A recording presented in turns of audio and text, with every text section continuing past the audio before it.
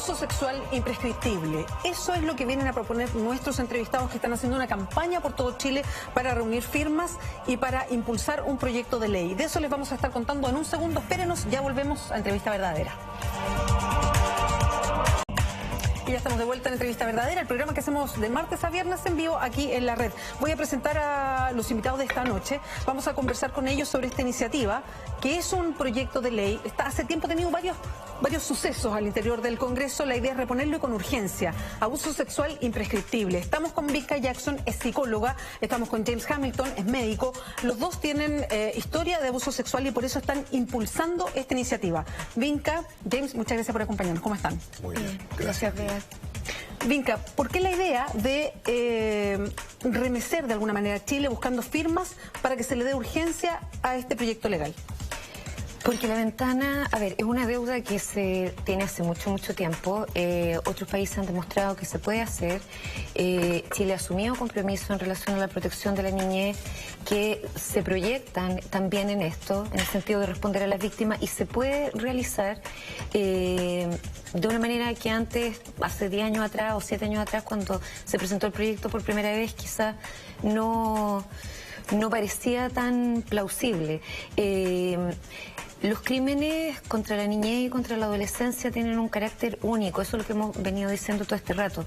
No hay una conciencia del crimen, sino hasta mucho tiempo después, y a ese tiempo se suman procesos de elaboración del trauma, etcétera, donde los plazos de prescripción terminan siendo al final una suerte de yunque y una limitante para la justicia. Vinca, hoy día, ¿en qué tiempo prescriben los casos de abuso sexual?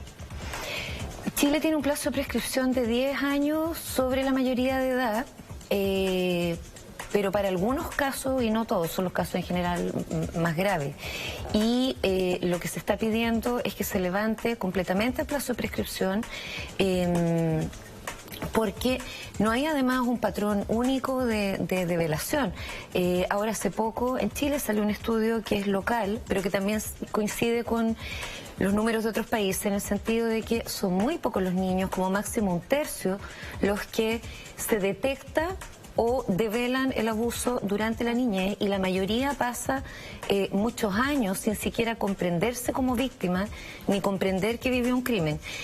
Carabineros de Chile dijo que el 2012, en otro estudio, de cada 7 víctimas, niños, niñas y adolescentes, una denuncia y las otras 6 también pasan muchos años, generalmente hasta entrar a la adultez, para que eso se pueda poner siquiera en palabras. James, cuando ustedes dos firman esta iniciativa, apuntan a eso que está describiendo Vinca y que tiene que ver con un proceso interno de la demora entre que pasa ese abuso sexual y se decide la persona a hablar o a denunciar e iniciar un proceso judicial. La verdad es que esto ha sido un tema también de aprendizaje para nosotros los chilenos. De ir, primero hablando de estos temas, porque era una sociedad que no hablaba de estos temas, y además ir comprendiendo todas estas etapas. Que antes, y recuerdo cuando se han conocido casos públicamente, que un primer cuestionamiento era, bueno, pero ¿por qué no se denunció en su momento? ¿Qué es lo que pasa con una persona? Y en ese caso, les pregunto a ustedes dos, que han sido víctimas de alguna manera, ¿por qué pueden pasar tantos años para llegar a denunciar? Sí, hay un proceso que está bastante ya identificado, que es un proceso que se repite constantemente. Y en eso la justicia tiene que tener el dinamismo de adaptarse a la realidad médica, etcétera. No puede quedar anquilosada la justicia grecorromana, ¿eh? Y en ese sentido, el abusado, el que ha sufrido algún tipo de abuso, inicialmente se siente culpable. Se siente que fue el que propició el abuso. La mujer, ¿no es cierto?, se va a sentir, perdonando la expresión, ¿no es cierto?, que ella por exponerse, por vestirse de tal manera, o la niñita, o quien sea, ¿no es cierto?, se sienten como los que generaron este impulso, y por lo tanto hay un periodo muy largo que a veces nunca termina, de sensación de culpabilidad. Y esa sensación de culpabilidad requiere un proceso, generalmente, si no es ayudado por terapia u otras cosas, o por familiares a los cuales les puedan contar esto, si no lo ayudan, no apoyan, eso se puede prolongar toda la vida. Sí. Y llega un momento que cuando se logra visualizar de que la persona fue sometida a un abuso, en ese momento viene el momento de reconstrucción, que también demora años. En todo tipo, en todo orden de cosas, los abusos psicológicos, un montón de aspectos, en abusos en cuanto a los derechos humanos, etcétera. ¿Cuántas víctimas de derechos humanos siguen hasta el día de hoy callados? Porque no son capaces de expresar lo que vivieron. Y ese proceso, la justicia nunca ha respetado el proceso humano real. La justicia pone un límite, que es un límite taxativo, que es un límite que está absolutamente fuera de la realidad. Y luego de que ha pasado este proceso, ¿no es cierto?, en que se reconocen como abusados, viene recién el proceso de reconstrucción donde podrían eventualmente, y por eso también el porcentaje es muy bajo, porque 1 de cada 7 niños, pero de adultos, yo creo que ni siquiera 1 de 10 va a ni siquiera contar a la familia, o el esposo, o a la esposa, o a quien sea. Entonces, los plazos se prolongan mucho. Y ahí hay algo clave en la justicia, que la justicia se puede empezar a aplicar cuando la víctima se reconoce como víctima. Entonces, ese periodo de suspensión en el tiempo es un periodo muy difícil de definir y que puede ser toda la vida de una persona. Yo me acuerdo con los que denunciaron a Maciel, eran personas de 70 años, 80 años. Entonces, claro, y fue una de las cosas que también de alguna manera a mí me chocó, ¿no es cierto? Yo dije, pucha, yo estoy en una edad en la cual tengo energía, capacidad, y estos hombres que están en esas condiciones tuvieron la valentía de enfrentar una cosa gigante, ¿te fijas? Entonces, no es una cosa en la cual Vinca o yo, nosotros tengamos una idea, ¿no es cierto?, antojadiza. Esto está fundamentado por la realidad y por cosas que ya han sido respaldadas en todos los países desarrollados. La mitad de los estados en Estados Unidos, ¿no es cierto?, y ya tienen imprescriptibilidad. Francia y otros países europeos. O sea, hoy en día no se les ocurriría no hacerlo. Ahora, Vinca, cuando se habla de imprescriptibilidad en delitos como esto, ¿cómo se trabaja judicialmente? Yo no sé si eso puede ser un tope a la hora de la discusión parlamentaria, que ya les voy a preguntar detalles. ¿Cómo se trabaja en seguir o construir un caso judicial cuando puede que no haya testigos todavía porque pasó mucho tiempo, para que decir rastros físicos a lo mejor tampoco existen? ¿Cómo se va construyendo un caso judicial? Eso van a ser respuestas que tendrá que dar el proceso, pero es una súper buena pregunta porque en general es la objeción que se presenta para este tipo de legislación, tal cual se nos ha dicho, pero esto no soluciona esto, no soluciona esto otro, la institucionalidad es defectuosa, la pericia está mal en Chile. Ok, pero la pregunta es otra, la pregunta es... ¿tiene un valor como sociedad dar tiempo a las víctimas? ¿Es justo dar tiempo a estas víctimas para comenzar un relato y hacer un proceso de la justicia que, en todo caso, con niños pequeños, hoy es también cuestionado? O sea inmediata la develación, o sea 20 o 30 años después, lo que tú estás señalando, el proceso, es un desafío que va a tener que ser definido y acotado por expertos. El relato es fundamental como prueba y eso ha sido también, como decía James, reconocido en una mayoría de países. Y cuando tú ves estudios de coincidencia entre lo que los abusadores que están en prisión dicen en comparación a los relatos de los niños víctimas, es altísimo. Y en lo único en general hay discrepancia es cuando se trata de violación, porque eso aumenta la pena enormemente. Entonces, el testimonio de los niños, las pericias de credibilidad como se llevan hoy en día, es más, el daño neurobiológico del abuso sexual, que es prolongado, se ha logrado documentar a nivel de imágenes, en resonancia magnética, etcétera. O sea, incluso podrías entrar a discutir la incorporación de este otro tipo de herramientas para validar esos relatos. Ahora, en otros casos de derechos humanos ha bastado solo el testimonio de la víctima, porque además son situaciones y en el abuso sexual que no son ninguna gracia ni ningún heroísmo estar develando, son tremendamente complejas. Entonces, y tampoco debería ser por la objeción de la posible imprecisión en la prueba o el tiempo transcurrido, que se las dicen a los mismos niños de 6 y 8 años, un argumento para no legislar. La legislación responde a otra pregunta y todos estos detalles del proceso va a haber que hacerlos de manera muy precisa y muy rigurosa también, porque también tú quieres que la justicia funcione bien, pero eso es luego o es en conjunto, no tiene que ver particularmente con la legislación. Y es más, a modo de ejemplo, y retomando lo que decía Jimmy, incluso en la adultez es tremendamente difícil hablar de estas cosas. En Canadá, que es el único dato que logramos recabar sobre el uso que hacen las víctimas de la imprescriptibilidad total, ya 6%, es nada. O sea, en realidad, ¿cómo un sistema no va a poder dar respuesta, porque yo por ahí escuché a un abogado, va a colapsar la justicia, el sistema penal con un 6%, no. Además, porque tienes que considerar que en una gran mayoría de casos el abuso sexual es intrafamiliar. O sea, la víctima que devela no está solo hablando de su historia, está derrumbando el ideal de historia de una familia. Eso genera resistencia, en algunos casos apoyo, en otros abandono. ¿Qué víctima va a develar si muchos niños o jóvenes se van de la casa recién a los 25, 28, 30 años? O sea, y si la vida de esa persona está vinculada a la del abusador que está en la familia o en distintas comunidades cercanas, más se va demorando todo esto. Yo creo que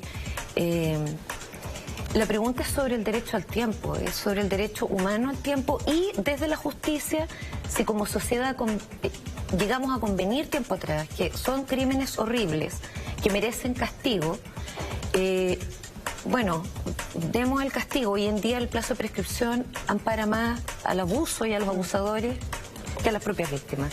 Bueno, Vinca James tiene una carta pública, ustedes la pueden encontrar en www.abusosexualimprescriptible.cl y uno puede firmar la carta. Están juntando firmas por este tránsito que yo decía en el Parlamento. La ley para la imprescriptibilidad no es fácil. No. Se presentó el 2010, se abandonó de alguna manera el 2014 porque estuvo durmiendo en el Congreso, se retoma ahora y la idea de ellos es impulsar el que se ponga urgencia a esta ley. Nosotros salimos a la calle a preguntarle a las personas, a propósito que ustedes están buscando firmas públicas, ¿qué pensaban de esta propuesta? Miren. Me parece ridículo, o sea, creo que un delito de carácter sexual no debería prescribir nunca, porque por más que pasen los años, el daño a la víctima siempre va a estar. Eso a largo plazo puede generar un trauma. No, yo encuentro que es injusto. Es injusto porque una persona que comete un delito debería pagar. Y con cárcel, no, pues sí. ¿Por qué va a quedar absuelto una persona que ha cometido un crimen? Independiente de los años. No, da lo mismo. Lo que pasa es que aquí en este país no hay justicia y la justicia tiene que hacerse valer. Me parece que no es justo porque al fin y al cabo el hecho de que la justicia exista es para que las personas se sientan seguras. Y una persona que fue abusada, por mucho que pase 20, 30 años, siempre va a tener el trauma del abuso. Entonces, no porque los años pasen no justifica nada.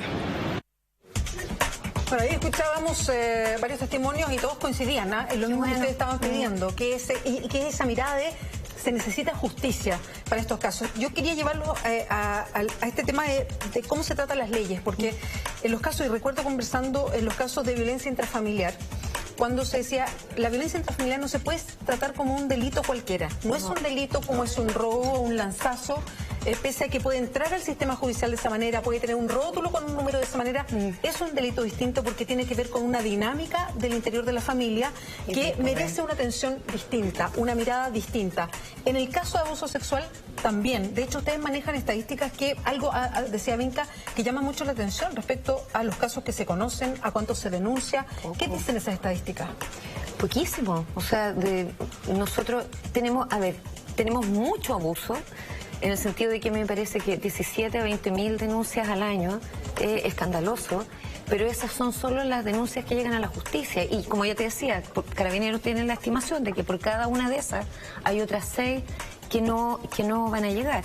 Y la demora en hablar, como decía esta niña recién, o sea, son años de años, tienes un trauma terrible y tú ves que ahora, en relación a la ley, son muchos los abogados además que te están diciendo desde la ley, de años atrás no era así, que se puede hacer, que en realidad incluso si tú lo piensas, como dijiste tú hace un rato, desde el minuto que la persona comienza a hablar, a lo mejor deberían correr los plazos, no solo desde la mayoría de edad. Son muy pocas las personas que develan y son muchos los abusos. Ese solo argumento debería bastar, porque además no es una ley solamente pensando en los sobrevivientes de abuso, que quedan muchos adultos vivos hasta 90 años que nunca hablaron, sino que también en conjunto con otras leyes, como No me pregunten más y entrevistas videograbadas, tú vas haciendo un círculo donde queda claro que la justicia le importa, la justicia está para proteger, está al servicio de la sociedad, está para cuidar. Y las víctimas, tanto cuando son pequeñas como cuando son grandes, y todavía no han hablado de eso, tienen derecho a acceder a un proceso.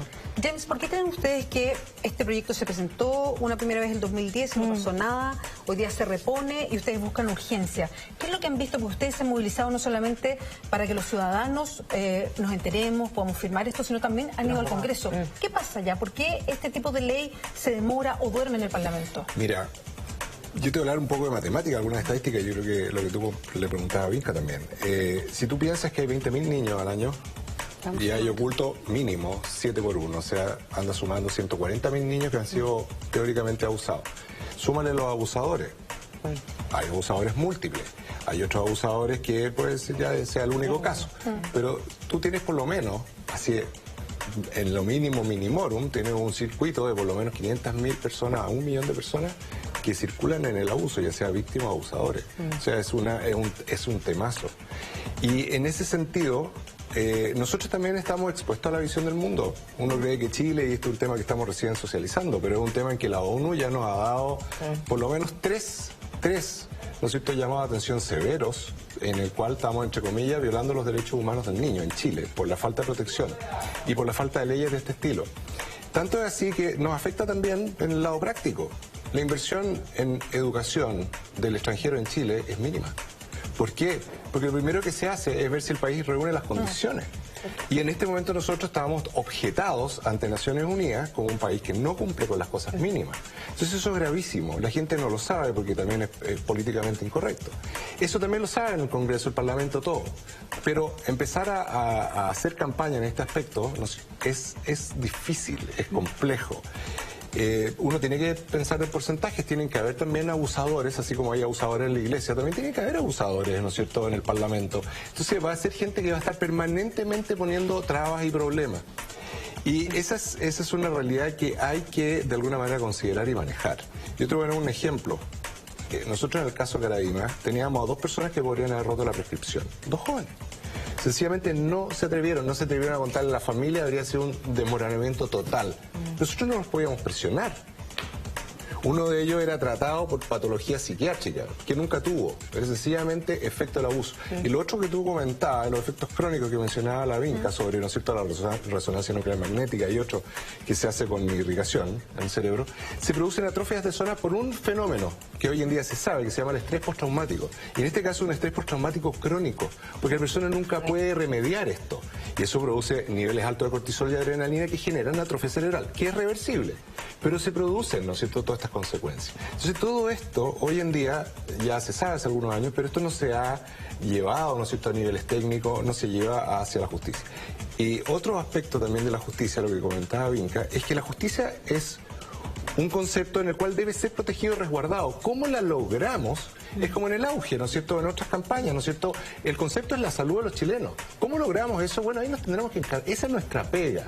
No nos quiten nuestra pega, pero necesitamos tener el marco, ¿no es cierto?, en el cual podamos defender nuestra infancia. Sí, yo creo que un país como nosotros, que no defiende su infancia, no tiene futuro. No hay futuro posible. Entonces la gente se queja del lumpen, de los jóvenes, de esto y lo otro. Pero piensa tú en el Sename, las cifras del Sename, el escándalo del Sename. De esos niños yo te puedo garantizar que la mitad, más de la mitad han sido abusados. ¿Qué esperas de niños sin protección? ¿Qué esperas de una justicia que no le entrega, aunque sea en mediana edad o mayoría de edad, una posibilidad? Y lo otro es que el abusador tiene que tener cuidado. Porque si el abusador piensa que, obviamente por la prescripción va a pasar piola, el abusador son crónicos. No se mejoran la mayor parte de los abusadores. Eso la gente no sabe. Entonces, si abusó de este niño, él va a seguir abusando. Entonces tienes un criminal suelto en las calles. Entonces, si hay 20.000 niños abusados, tú tienes 20.000 abusadores sueltos por la calle mínimo. Entonces hay un tema de fondo muy fuerte, difícil de tratar, pero que hay que hacernos cargo. ¿Cuántas firmas llevan, perdona Vinca, a propósito de que es una carta pública y que busca adhesiones? Cerca de 5.700 hoy día. Lo que pasa es que nosotros hemos ido haciendo etapas. Hicimos una primera para ir a la Comisión de Constitución del Congreso y ahí llegamos con 5.300 y cerramos. Y luego ahora estamos reactivando porque estamos en proceso de solicitud de audiencia vía ley de lobby, como cualquier ciudadano, con el Ejecutivo y el Poder Judicial. En relación al Congreso, a mí me gustaría agregar que estábamos bien como preocupados y frustrados, viendo que la ley estaba archivada.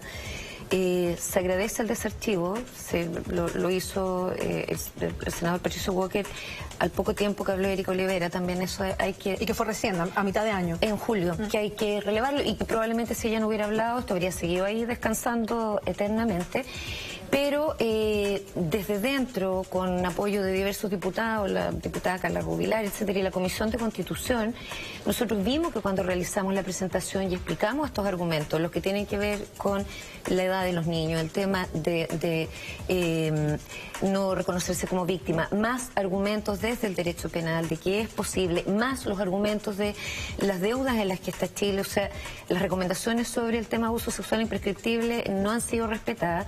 Y ojo, porque de repente se piensa imprescriptible crímenes sexuales contra niños. No, sí, la violencia sexual, y tú aludías a eso, la violencia sexual, la violencia de género, todos los crímenes donde está entrañado un mecanismo de poder y sometimiento y de deshumanización del otro, están considerados imprescriptibles, y se ha dicho claramente, la violencia sexual y los delitos sexuales contra los niños se consideran como tortura y tratos degradantes, y no necesariamente tiene que ser el Estado un agente perpetrador directo, ya que es lo que uno piensa cuando piensa en tortura y en una situación de terrorismo de Estado. Basta un Estado responsable o irresponsable, que es otra forma de ser no responsable en realidad. O sea, un Estado que es pasivo, que no responde, que no está preocupado de educar, de prevenir, de evitar estos delitos, o si ocurren, de responder y asistir con las víctimas, es un Estado responsable de tortura en el caso de los niños y del abuso sexual entendido como tal. Yo quería preguntarles, y lo tocaba James en algún momento, porque esto se enmarca dentro de otras cosas que ustedes dijeron, que tiene que ver con varias campañas que hay para los momentos en que se judicializan temas de abuso sexual con niños, que es que no cuenten la historia 14 veces distintas, que los pueden grabar, que hay una forma mucho más acogedora de poder enfrentar un proceso como este, más amigable, en fin. Pero esto también tiene un paraguas grande que tiene que ver con algo que estamos viviendo hoy día, como lo que pasa con el Sename. Hoy día mismo nomás, el fiscal del sur del país que está investigando lo que pasa en las casas del Sename señala que hay 31 muertes en el interior del Sename que no estaban rotuladas tampoco. Y se agregan a la lista. Lo que a uno le sorprende, porque dice, bueno, pero acá no hay ni siquiera estadística de si un niño muere al interior de una casa del Sename. Entonces, todo esto viene a obedecer a lo mismo. ¿Qué pasa con Chile y los niños? O sea, aquí hay algo que está pasando, que no se está siguiendo ningún tipo de firma, por ejemplo, de los convenios internacionales de los derechos del niño, porque aquí hay un paraguas grande que parece que no estamos cumpliendo en ningún área. ¿Cómo lo miran eso? O sea, las firmas están. Pero es súper fácil adherir a convenio. Uno mismo puede firmar 500 cartas en un día si quiere y en realidad no asumir ningún compromiso concreto. Venimos diciendo hace tiempo que si uno considera al Estado como un adulto superlativo, es un adulto tremendamente violento y maltratador y abandonador y negligente. No estoy hablando de un gobierno en particular, llevamos 26 años de democracia. Yo creo que todos teníamos bastante más expectativas a esta altura, a los 5, 10, 15, 20, ya un cuarto de siglo que hemos visto pasar. Y yo creo que, como bien decía Jimmy, o sea, un país que no mira su futuro, y no solo lo mira en el sentido de estoy dañando lo más importante que tengo, no sueña tampoco, porque no basta... perdón. Pero sí. hay un tema que es grave en Chile. La política es algo muy bueno. Pero Chile es un país muy politizado y muy mal politizado. Sí. La política en Chile ha demostrado que está al servicio de los poderes. De izquierda a derecha. Hoy en día ya sabemos, con todas las corrupciones y todo, que la política en Chile está al servicio de los hombres más ricos de este país, de las empresas más ricas.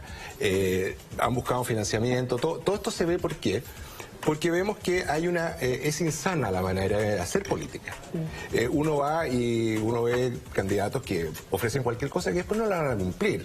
Y tampoco hay ningún rol fiscalizador. Oiga, usted, señor diputado, usted nos prometió esto y no cumplió. El único rol fiscalizador es si lo vuelven a elegir o no.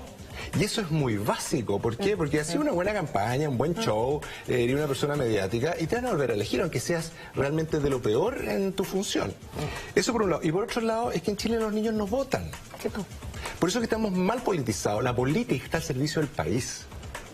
las personas que están en política son servidores públicos y su primer deber es con los más débiles del país, no solo la pobreza, porque los más pobres, los pobres son los niños pobres, no son los adultos pobres. El adulto pobre está bien, pero tiene todavía ciertas condiciones que le permiten defenderse mucho mejor de lo que es un niño abandonado. Mira los niños del Sename, son miles. Tú sabes que además es un negocio, porque el Sename no ha administrado ni da la tuición el gobierno directamente. Vende, entre comillas, compra los servicios, o sea, entrega por cada niño, no sé, 200.000 pesos mensuales. Entonces hay gente que usufructa de eso. La iglesia también está metida. Un buen porcentaje de las casas de hogar del Sename están en manos de la iglesia. Entonces, ¿qué pasa? No hay una conciencia de lo que realmente va ocurriendo. No hay normas para la gente que cuida o trabaja en el Sename. No hay directrices ellos están evaluados psicológicamente. Tú vas a volar avión en una empresa aérea y tenía todos los pilotos evaluados. Quieren entrar a la universidad y te hacen evaluación psicológica. Fíjate, en el Sename no hay normas definidas, ¿no es cierto?, ni para los que trabajan, ni para los cuidadores, ni para los psicólogos, etcétera. O sea, es un temazo. Entonces, ¿qué pasa? Chile somos todavía tremendamente miopes. Nuestro futuro está en los niños y la juventud. Y no tenemos un cuidado adecuado. Con el tema de la imprescriptibilidad que cuesta, bueno, es un develar, es poner un poco de luz en un rincón muy oscuro de nuestro país. Pero esa luz, ¿qué sirve? Sirve para ampliar, ¿no es cierto?, esta visión y empezar a resquebrajar. Es como en la película esta de la era de hielo, ¿no es cierto?, cuando parte que llega con la nuez que parte el iceberg, ¿no es cierto?, y queda la catástrofe. Eso queremos hacer. Queremos, en el fondo, generar una conciencia que empiece a partir el iceberg. Abuso sexual imprescriptible es la página abusosexualimprescriptible.cl, y ahí encuentran la carta de Vinca Jackson y de James Hamilton, que nos acompañan esta noche. Muchas gracias por venir, que les vaya bien. Encantado, muchas gracias a ti. Vamos nosotros a un resumen de